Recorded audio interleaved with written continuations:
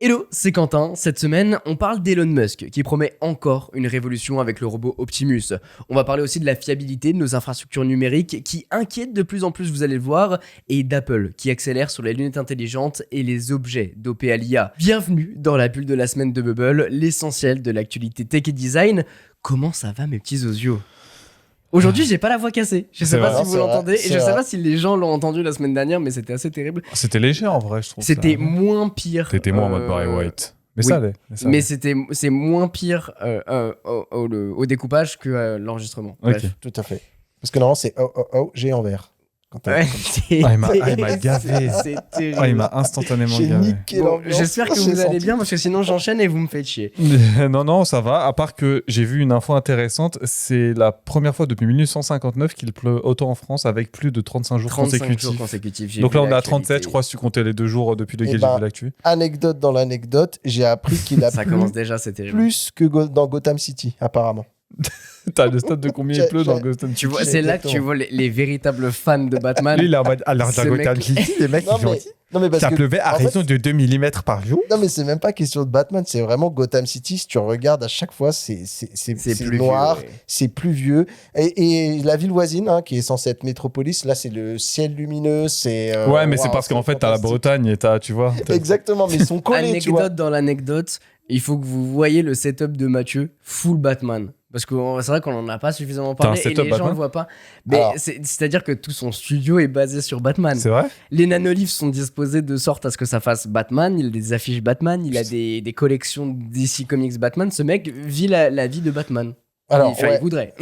Alors, c'est même pas ça, c'est qu'en vrai, j'aime bien Batman, c'est vrai, c'est un héros que j'aime beaucoup et tout ça. Mais en plus, dans mon entourage, les gens se sont persuadés que j'étais picousé à Batman. Et du coup. Ils sont mis à t'offrir quand ils n'avaient pas dit les cadeaux, t'as reçu tous les trucs Batman. J'ai tout, le slip Batman. Il a 40 ans, il a un cartable Batman. Frérot, j'ai 2 ou 3 mugs Batman, ça n'a pas de sens, tu vois. Et du coup, les gens, ils m'offrent ça. T'as pas la Batmobile encore ? Écoute, j'ai une Batmobile, j'ai celle de... non, mais je parle en grandeur nature, je parle de la vraie, avec les roquettes et tout. Malheureusement, non. Anecdote, Neymar l'a acheté, voilà.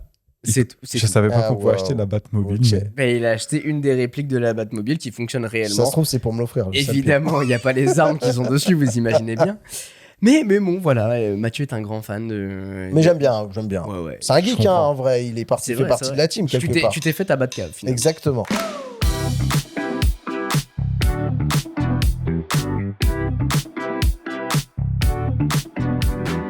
J'imagine que le plus Batman de toutes les personnes qui existent sur Terre, c'est peut-être lui, Elon Musk, parce qu'il est plein de pognon. À la base, c'est Iron Man, lui. Parce qu'il y a l'autre, là, Donné Junior, qui s'est inspiré de ce mec-là pour faire son personnage. À part et qui fait une apparition dans Iron Man 2. Anecdote. C'est vrai, oui. Dans la scène où ils font la course de... Je crois que c'est à Monaco, c'est ça. Au final, c'est le même prototype. C'est un milliardaire qui fait des trucs de ouf, sauf qu'il sort pas casser la gueule des gens dehors. Exactement. C'est vrai, ça en fait partie. La seule différence, c'est que lui, il a plusieurs sociétés, dont Tesla, que vous connaissez maintenant, et qui vient de presque dévoiler sa 3e itération du robot Optimus. Oui. Mais entre prototype impressionnant et révolution industrielle... Et mec déguisé dans un costume. Il y a quand même un gouffre. Et les mecs déguisés dans un costume. Ou des robots contrôlés par les casques VR. Ouais. La question que je vais vous poser, et vous aussi qui nous écoutez également, c'est plus seulement est-ce que Tesla peut le faire ? Puisqu'on sait qu'aujourd'hui, les robots deviennent un petit peu une norme industrielle, en tout cas un nouveau produit à mettre sur le marché, mais est-ce que le monde est prêt à l'adopter ? Et surtout, est-ce que c'est encore une nouvelle promesse d'Elon Musk, ou alors cette fois c'est différent ? On en a déjà parlé plusieurs fois de ce petit bonhomme qui est Elon Musk. On le sait, à chaque fois, il présente des trucs. Ça fait maintenant des années. On en voit maintenant une sorte de running gag. Et derrière tout ça, est-ce que ce mec est pas juste là, beau parleur pour annoncer des projets et puis clac, c'est comme dans le 5e élément. Il a le calendrier optimiste, on appelle ça. Avoir le calendrier optimiste. C'est pour dans demain. J'aurais dit mégalo, mais... Exactement. Ouais. Non, mais un peu des deux. En même temps, quand il fait ça, nous, on le voit comme ça en tant que simple consommateur, mais il faut savoir qu'il joue aussi un petit peu souvent avec la bourse. Et d'ailleurs, il y a même comme ça des fois où il a failli se griller. Avec les cryptos aussi. Des espèces de délits d'initiés où il annonçait des trucs pour faire remonter des actions, redescendre. C'est un joueur de poker, donc Elon. Bien sûr. Tesla reste aujourd'hui massivement dépendante du secteur de l'automobile pour son chiffre d'affaires, on sait, mais ils veulent se lancer dans beaucoup d'autres domaines, dont la robotique. C'est même pas majoritairement dépendant, ils font que ça en fait. Je Ça et la vente de crédit CO2. Exactement, ils ont développé quand même d'autres choses. Et puis, on le sait, Tesla, ça va être aussi des semi-trucks, ça va être aussi des robots taxis et les robots humanoïdes. C'est dans la même catégorie que les promesses pour l'instant. Alors, le semi-truck, il y a eu 2-3 trucs. Là, ils ont dit qu'ils allaient rentrer en masse production sur ce projet-là. On attend de voir, mais effectivement. Après, par rapport à Optimus, moi, je vois un truc très important, c'est qu'il y a toujours un peu de géopolitique là-dedans. Et en fait, ils sont pressionnés par la Chine. Je sais pas si vous avez vu, là, ils ont fêté le Nouvel An chinois et ils ont fait un spectacle retransmis sur YouTube.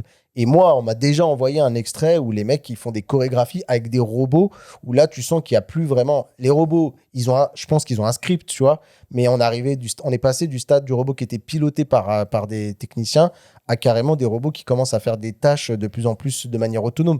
Donc, je pense qu'en même temps, il y a aussi un vrai parti pris de...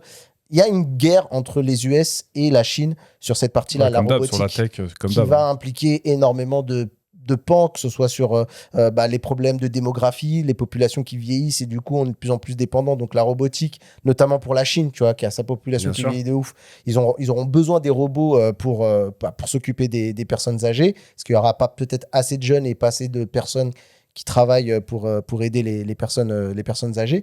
Et en même temps, il y a ce côté un petit peu les tensions militaires.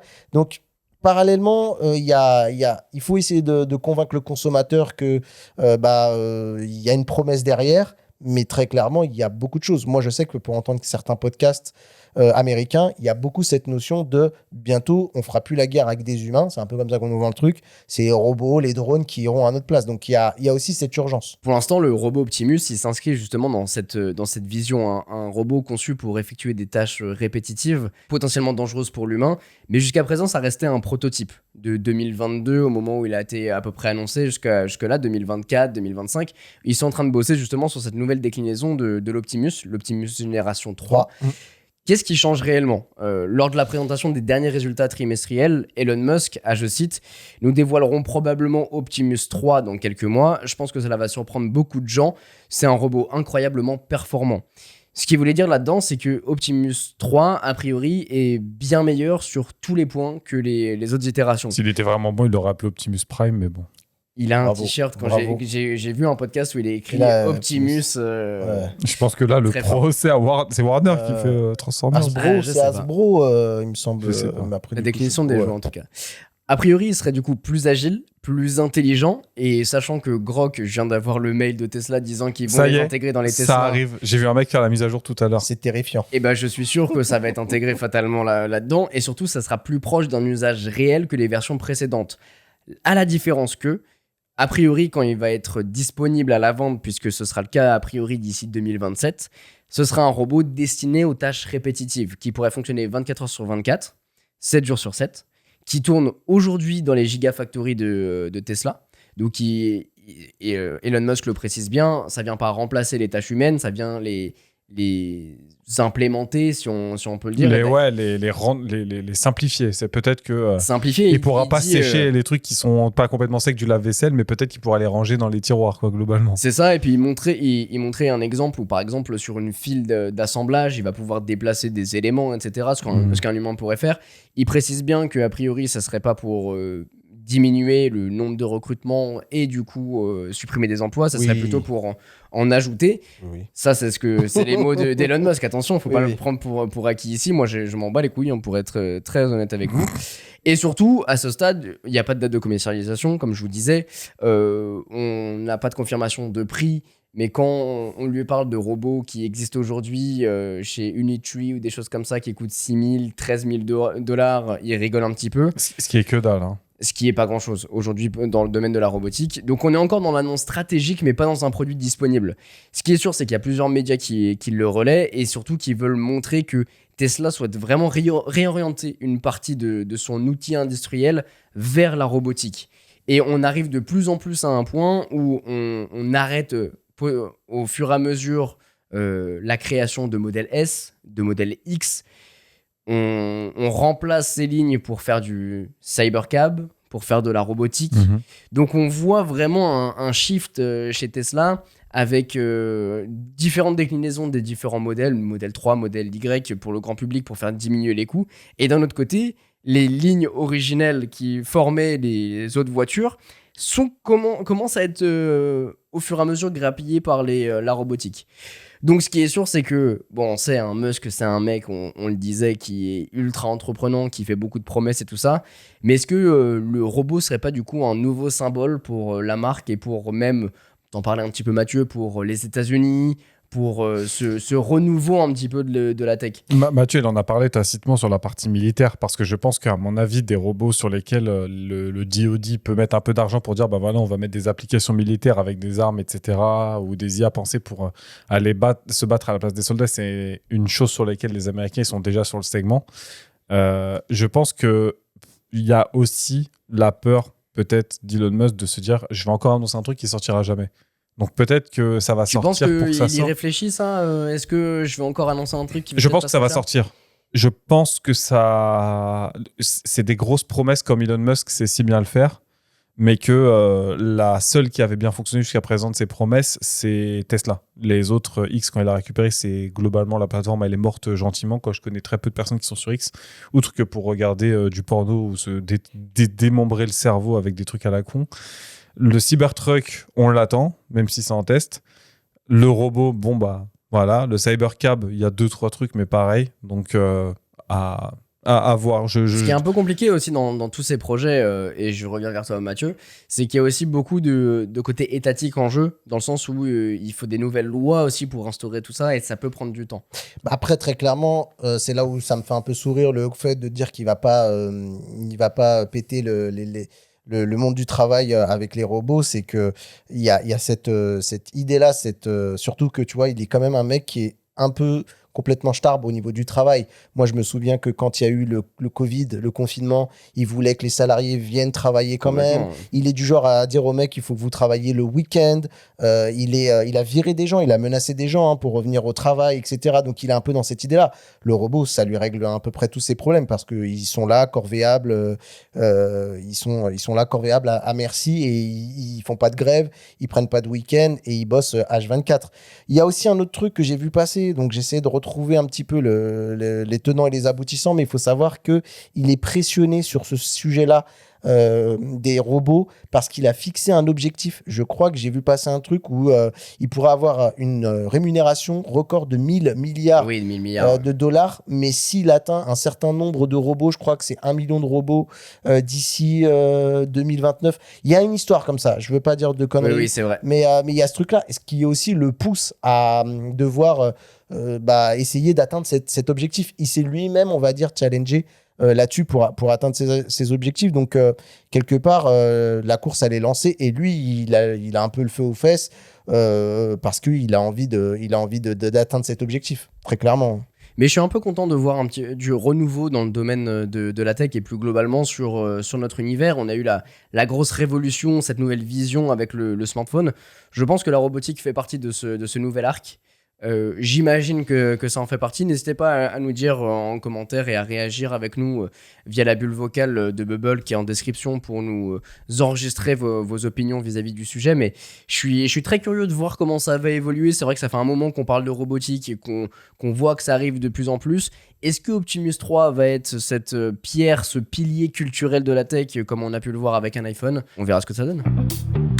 Je reviens sur un sujet qu'on avait déjà évoqué, vous savez, les fameux objets connectés de chez Apple. Eh bien, il semblerait que les choses commencent à s'accélérer, et c'est Bloomberg qui confirme qu'apparemment Apple n'a non pas passé la seconde, mais peut-être même la troisième. Vous savez, le marché des objets connectés, on nous avait promis un Eldorado, en tout cas pour les constructeurs, les vendeurs, que ça serait un marché de zinzin. C'est un truc qui s'est un petit peu cassé la gueule au fur et à mesure. Au final, je crois qu'aujourd'hui, on a, des Apple Watch, des ampoules connectées, mais tout le monde n'a pas un chauffage connecté, n'a pas toutes ces choses-là qu'on nous avait promis, des bouilloires connectés. Moi, j'en ai une à la maison. On va pas se mentir, c'est tu l'allumes à la main. Useless. Ouais, je l'allume à la main. Est-ce que tu l'as, toi, la carafe connectée? Je n'ai pas la carafe connectée. Bref, peu importe. Quoi qu'il en soit, l'IA a redonné un second souffle à ce type de produit, parce que du coup, là, on aurait des objets qui sont complètement intelligents. Et là, on sent quand même qu'Apple, qui regardait sans doute Meta d'un œil méprisant depuis toutes ces années, peut-être, c'est mon analyse en tout cas, le voit un petit peu comme un dangereux concurrent qui commence un peu à prendre ses aises, notamment avec les Meta Ray-Ban qui sont pour moi vraiment Un gros un carton. succès, un gros carton, mais genre, je trouve que ça a bas bruit, tu vois. Je trouve que c'est vrai. il n'y a pas tout le monde qui en parle, qui en fait des caisses sur les Meta Ray-Ban. T'as l'impression que tout le monde achète un peu sa paire de lunettes en loose day. Moi, c'est marrant. C'est vrai. Je les suis vois complètement de d'accord. plus en plus dans le paysage. On voit pas des kilotonnes, mais Ouais. j'en vois toujours un maintenant qui pop. Il a les Meta Ray-Ban. Ok. Ouais, et en plus, tu peux les acheter avec, genre en version, tu sais, avec correction enfin, tu sais, adapté à ta vue et tout ça. Donc, en vrai, il y a un move un peu intelligent en plus à faire. Et je pense que ce qui marche vraiment pas mal, c'est que maintenant, je sais pas si vous avez l'habitude de passer dans les centres, les centres commerciaux ou centres-villes devant des opticiens, et maintenant ils ont même le PLV avec Meta plus AI, avoir des lunettes connectées, etc. Mais c'était un bon move. Hein. Donc le fait d'arriver chez des personnes comme ça, enfin je veux dire, c'est comme si tu t'instaurais dans une pharmacie, quoi. Les gens, le grand public te voit réellement, peuvent Ouais. te toucher, te manipuler.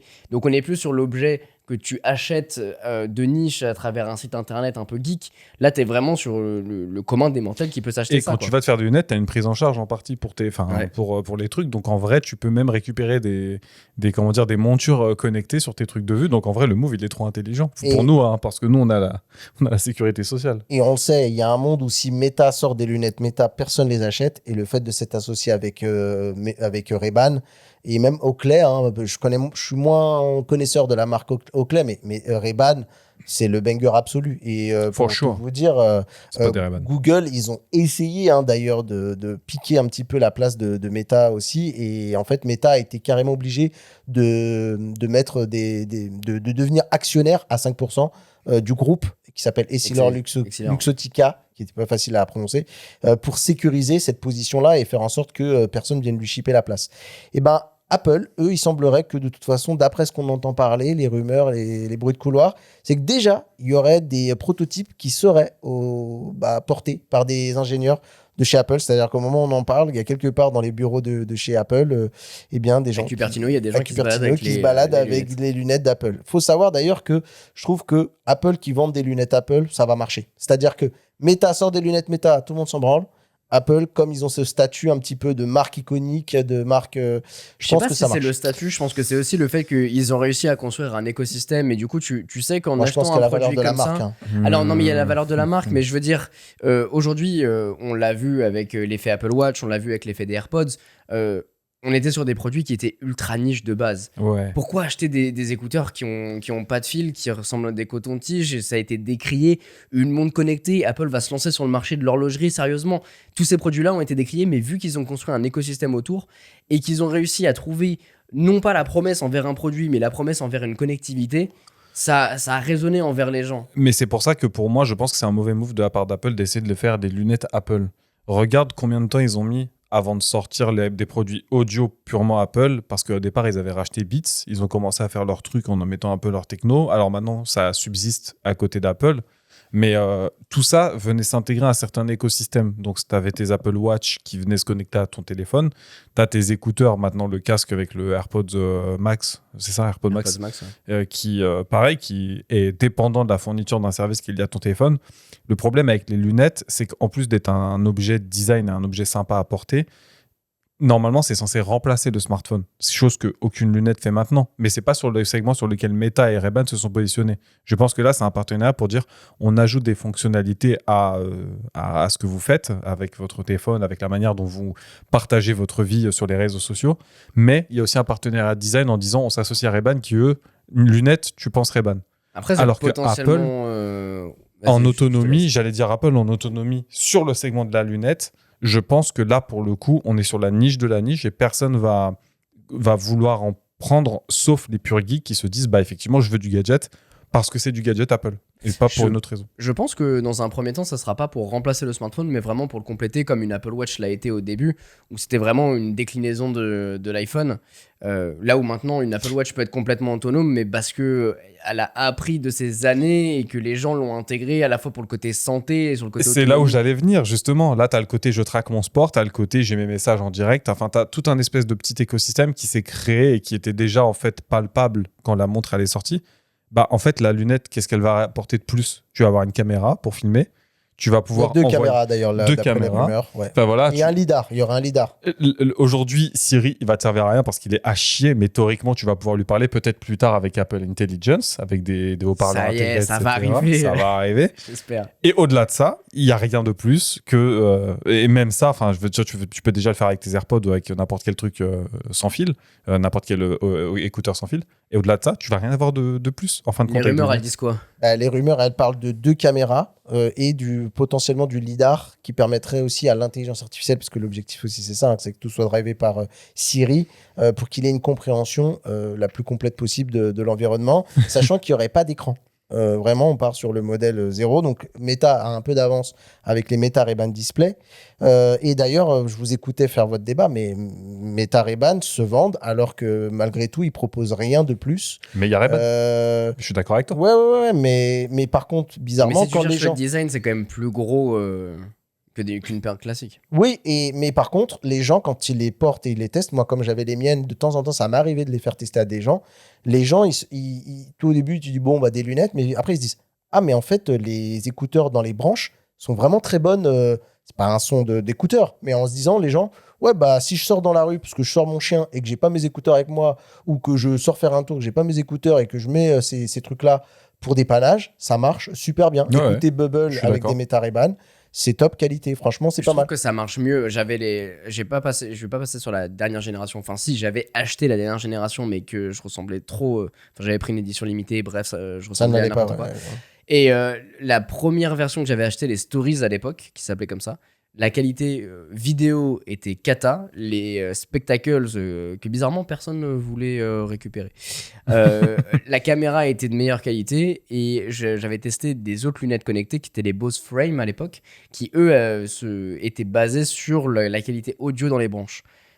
Du coup, j'avais les Ray-Ban Stories qui faisaient pas une bonne qualité caméra, pas une bonne qualité sonore, et d'un côté j'avais les frames qui étaient très bonne qualité de son et les spectacles très bonne qualité vidéo. T'as jamais un truc qui faisait un truc bien. Enfin, tous les trucs Exactement, bien, quoi. Ouais. qui faisaient tout ensemble. Et là je trouve qu'ils ont vraiment réussi à step up toute cette partie-là pour en faire un vrai bon produit. Et on le disait, aujourd'hui il y a de plus en plus de personnes qui en achètent, qui en portent, qui ont même plusieurs paires.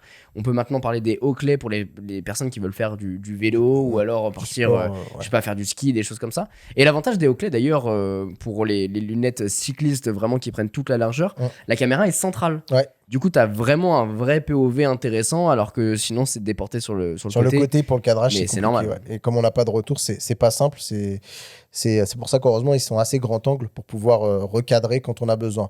Quoi qu'il en soit, moi, je suis persuadé que des lunettes Apple, ça va cartonner parce qu'il suffit de voir un petit peu l'historique. Les rumeurs autour d'une télé Apple, ça faisait un carton. Les rumeurs autour d'une voiture Apple, personne ne savait quoi que ce soit sur la voiture, mais tout le monde en voulait. Et même l'Apple Vision Pro, qui est beaucoup décrit comme un flop, qui, je le rappelle, c'est quand même extrêmement bien vendu pour un prix à 4000 balles, quoi. Il s'en est vendu, je crois, 400 000. Tu fais un truc à 5 000 400 000 ouais, il s'en est vendu 400 000. Putain, je pensais pas dis qu'il s'en de était conneries. vendu autant, tu vois. Et du coup, quand tu fais le... Donc, c'est techniquement un flop en termes de vente, mais rappelle-toi que le prix, c'est 6 000 balles. Donc, fais le calcul, ça leur a rapporté 1 milliard de dollars. Hein. Ça les a pas non plus du tout mis en difficulté. Donc, il y a ce truc-là. Je voulais vous parler aussi des autres produits très rapidement, parce que là, les lunettes, c'est encore projeté à un peu plus loin. On parle de 2027. Mais il y a un produit qui arriverait, qui pointerait le bout de son nez très, très, très rapidement. Et c'est les AirPods qui seraient équipés de caméras. Du coup, des AirPods avec des caméras qui seraient aussi pilotées par l'IA, qui arriveraient peut-être d'ailleurs... je comprends pas dès cette année, alors que vous en parliez tout à l'heure, je voulais pas vous casser dans votre rythme, mais que Siri, le nouveau Siri made by entre guillemets le moteur Gemini de Google, le partenariat qu'ils ont fait ensemble, qui sera quand même un produit 100% entre guillemets Apple dans le tuning, eux arriveraient plus vite, mais Siri lui arriverait peut-être, il est déjà repoussé et on parlerait peut-être d'un Siri nouvelle génération pour iOS 27. Donc, Oui, je pense que ça sera plutôt pour septembre qu'on commencera à en entendre parler et développer un nouveau Siri. On parle 26.5, 27. Y a pas vraiment encore, ça s'est pas encore vraiment positionné sur le retard. Quoi qu'il en soit, je comprends pas l'idée de sortir donc ces fameux AirPods si pour l'instant Siri n'est pas prêt. Donc ça, je me pose la question, mais est-ce que du coup, si les lunettes, t'es pas forcément client, est-ce que vous, ces AirPods avec des caméras, c'est un truc qui vous parle? Bah alors, pas du tout, à titre personnel. Alors, pour capter l'environnement, Bah, en fait, c'est pour faire comme potentiellement, Heure, tu vois. oui. Tu mets, il voit ce que tu vois et tu lui dis, bah tiens, explique-moi tel monument, tel Bien truc. C'est un sûr. peu ça les cas d'usage, quoi. Bah, ça peut être intéressant dans le sens où des AirPods, c'est un truc que tu as tout le temps sur toi, généralement quand C'est tu ça te aussi. déplaces, etc. Et c'est plus pratique que des lunettes, dans le sens où si tu as déjà des lunettes, tu as besoin de faire corriger la vue. Des AirPods, tu les as, point, ça remplace pas un autre produit en fait. Donc potentiellement, après, c'est vrai qu'il faut que je les vois vraiment pour comprendre l'usage et l'adoption surtout, mais que ce soit les lunettes ou les AirPods, dans tous les cas, je serais curieux de tester ça made in Apple pour voir l'angle qu'ils voudraient récupérer. Et dans leur besace, ils ont un pendentif aussi qui ferait un peu ou prou la même chose. D'ailleurs, il y a un truc, moi j'ai pas trop regardé, mais il y a un buzz là autour d'un pendentif en France là.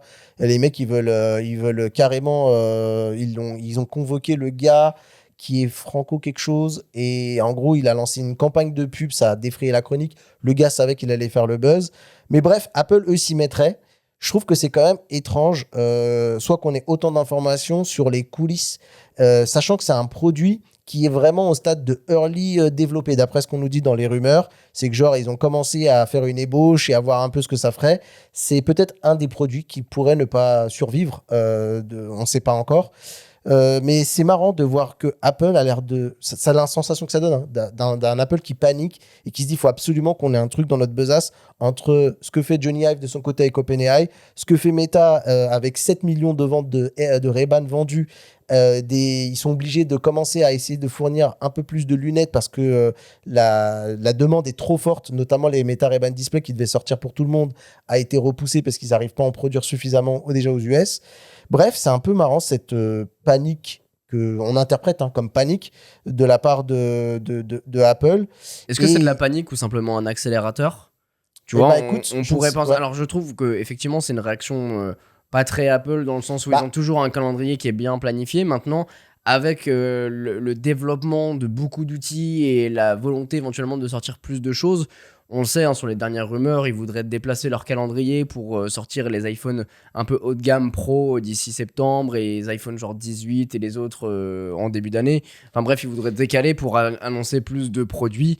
Potentiellement, ça fait partie de ce jeu-là. Alors ça, je suis d'accord avec toi, mais en fait, le problème, c'est que ces produits-là, ils sont corrélés avec avec l'IA, qui est vraiment le problème aujourd'hui, sûr, hein, ouais. l'épine dans le pied de Apple, et du coup, ça fait, c'est pour ça qu'on ressent plus ça comme une panique que comme un truc, comme tu as l'air de dire, élaboré. T'as peut-être raison, on ne sait pas trop comment ça se passe actuellement.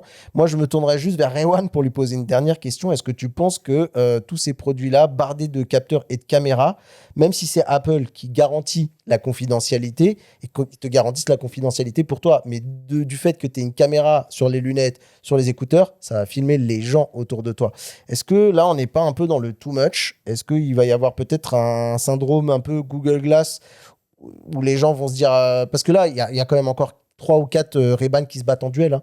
Mais est-ce que dès qu'il va y avoir des caméras partout, il va y avoir peut-être un syndrome de rejet qui arrivera peut-être même après le phénomène? Mais la réponse, elle est déjà dans la question. Il y en a déjà des caméras partout, en fin de compte. Quand tu as une Tesla qui passe à côté de toi, elle te filme. Quand tu es devant un distributeur, il te filme. Quand tu es... je sais pas, t'en as qui te font des réels dans la rue, maintenant ils te filment aussi. Donc t'as déjà des lunettes qui sont connectées sur lesquelles les mecs peuvent te filmer. Alors oui, t'as certes une LED, mais il y a des paires qui existent aujourd'hui qui sont même pas équipées de LED que les mecs commencent à bidouiller eux-mêmes. Donc malheureusement, le génie, il est en dehors de sa lampe là. Donc c'est la réalité vers laquelle on se dirige. Quand le monde il est ultra connecté, t'as forcément des capteurs qui ont besoin de récupérer de la donnée pour te fournir les services. Les services sont traités quelque part, donc t'as de la donnée qui est traitée, qui est stockée.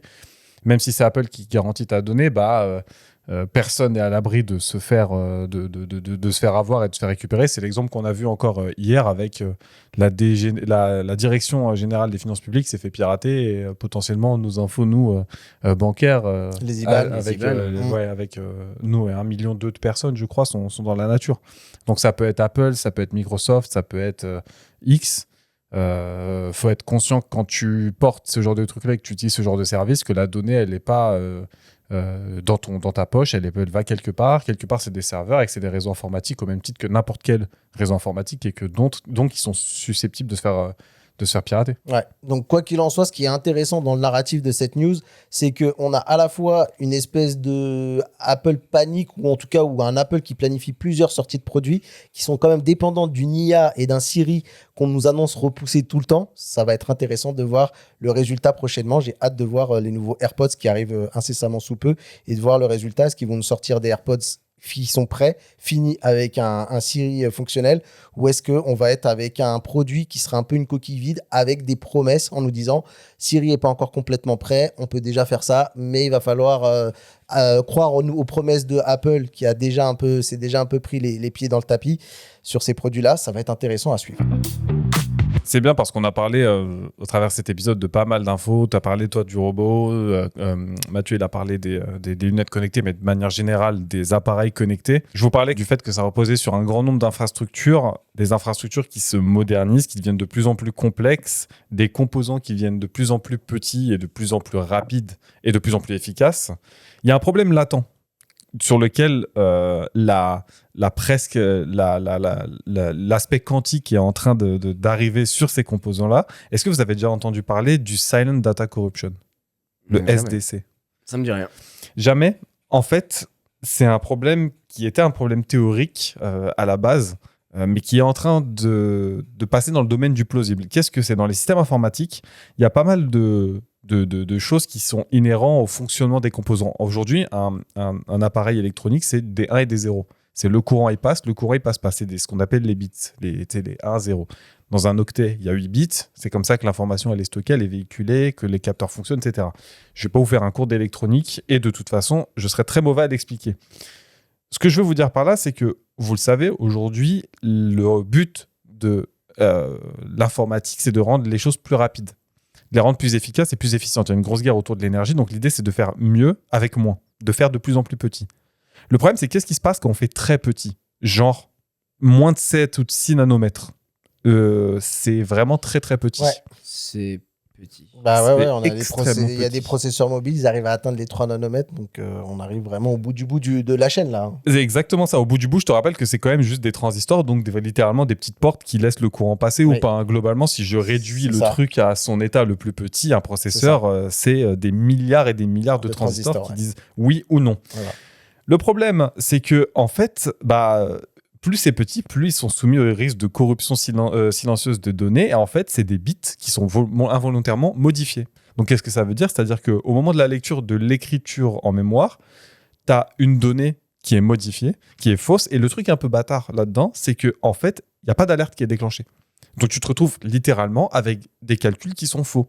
Et quand je parle de calcul au sens large, d'opération. C'est-à-dire, c'est pas juste un 1 plus 1 ou quoi. C'est le fonctionnement de ton logiciel, le raisonnement en cours que tu as sur ton IA, le traitement d'une certaine interface que tu es en train de générer, la compilation de ton code, tout un tas de problèmes.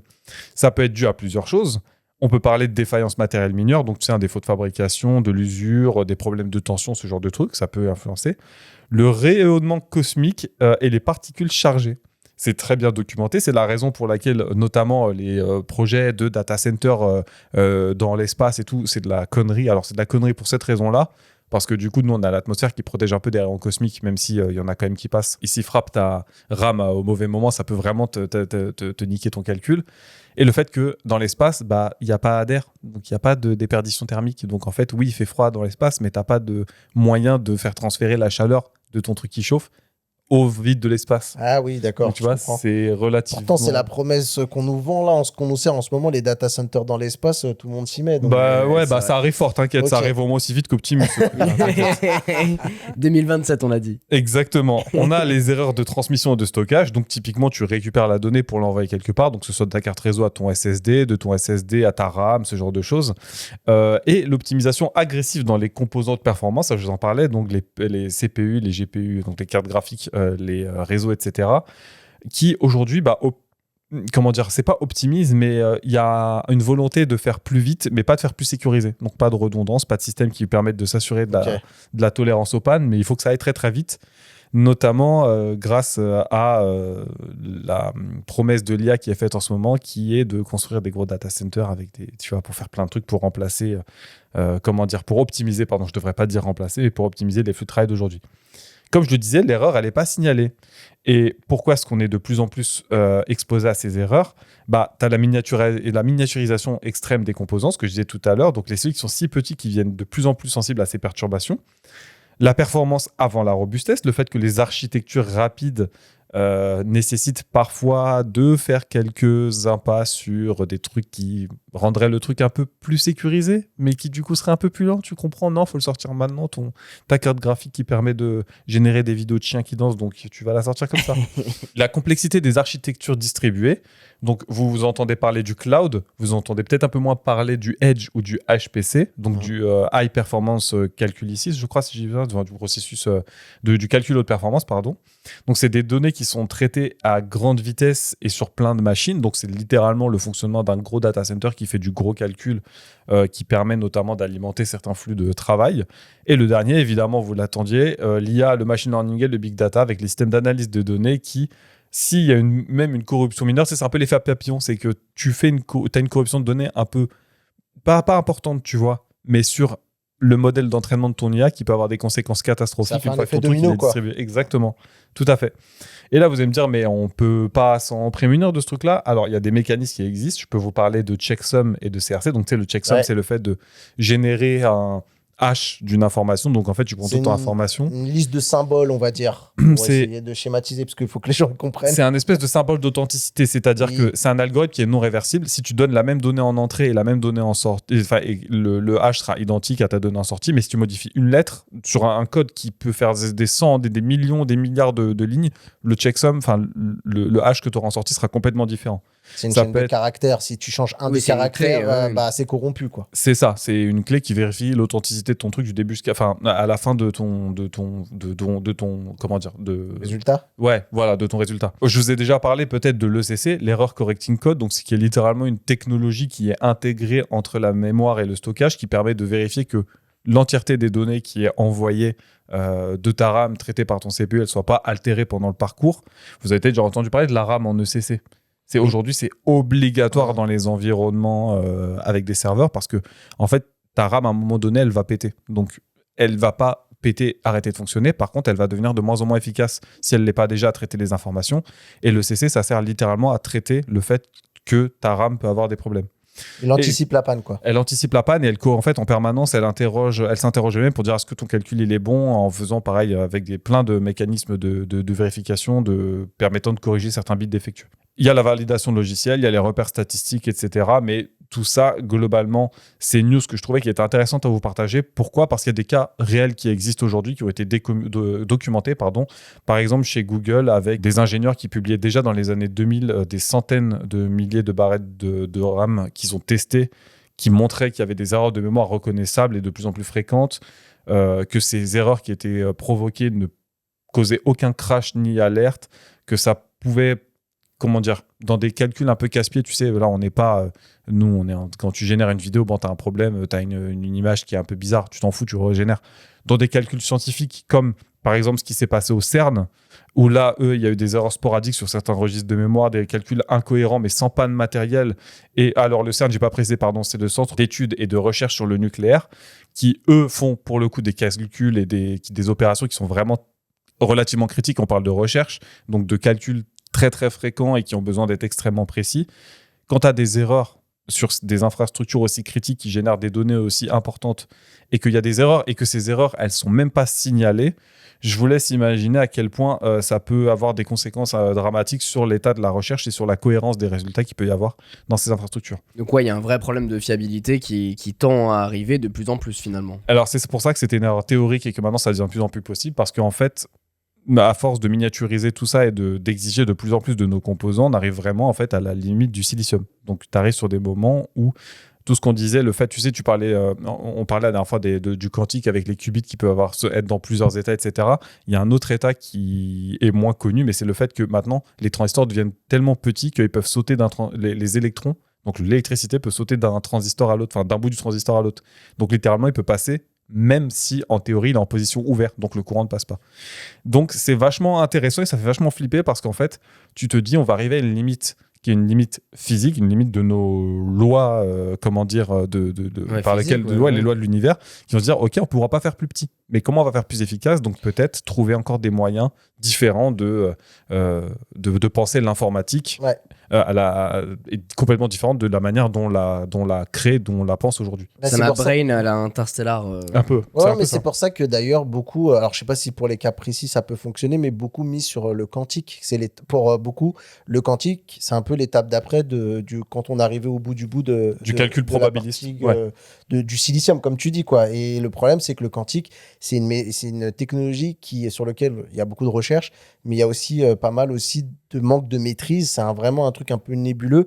Et même le quantique, je sais qu'il est très soumis à, par exemple, la température. Il faut que ce soit le 0 degré absolu et il est très susceptible au bruit. Ils appellent ça le bruit. C'est-à-dire le moindre bruit peut foutre en l'air les calculs, etc. Oui, Donc, le bruit, c'est les changements non maîtrisés. En fin de compte, Ouais. c'est pas juste du bruit par l'effort, quoi. Non, c'est ça. Mais il est très sensible et c'est vraiment de la technologie de précision. Là, tu peux pas te rater même d'un cheveu, tu vois. Donc, ça va être intéressant de voir. Je sais pas si ça sera l'alpha et l'oméga et la réponse à tous nos problèmes, mais ouais, il va falloir qu'on soit plus prudent et qu'on arrête aussi de bypass toutes les sécurités qui sont mises en place, même si ça nous coûte un peu de latence, quoi. Trop envie de faire un sujet long sur justement ce truc un peu quantique où tu dois réfléchir. Ces moments où tu te prends le crâne en fin de soirée où tu es là en mode ah ouais, mais attends, on peut faire ça, on peut visualiser ça, vraiment Interstellar. C'est quoi. juste le fait de se dire ouais, bah en fait, il a tous les états jusqu'à ce que tu l'observes. Déjà, je trouve ça assez fou de Ouais. conscientiser l'état de quelque chose au fait qu'il soit observé. Mais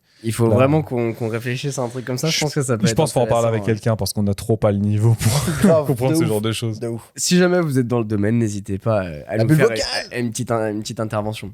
En tout cas, voilà pour les actus de la semaine. Et parlons du programme de jeudi. On aime bien teaser, vous le savez.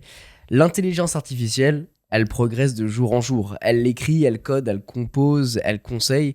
Et vous l'avez vu dans cet épisode, fait bien plus de choses. Elle travaille en tout cas bien plus vite que nous. Et si ce n'était que le début? Si demain, l'IA pouvait tout faire, travailler à notre place, décider à notre place, créer à notre place, qu'est-ce qu'il nous resterait? Est-ce que notre futur nous appartient encore ou est-ce qu'on est déjà en train de devenir optionnel? On ouvre le débat jeudi dans Bubble. Merci les osios et à très vite.